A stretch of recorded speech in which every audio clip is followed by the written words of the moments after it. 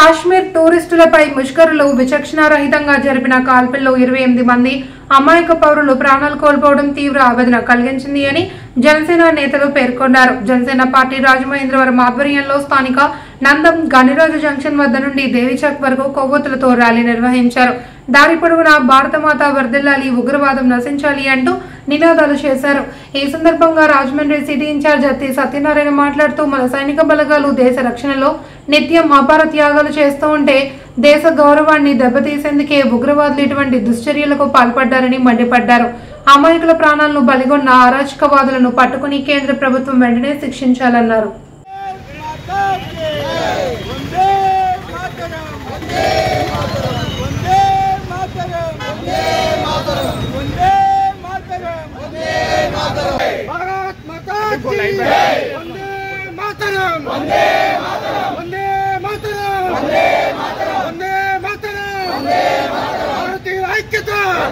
भारतीय ऐक्यता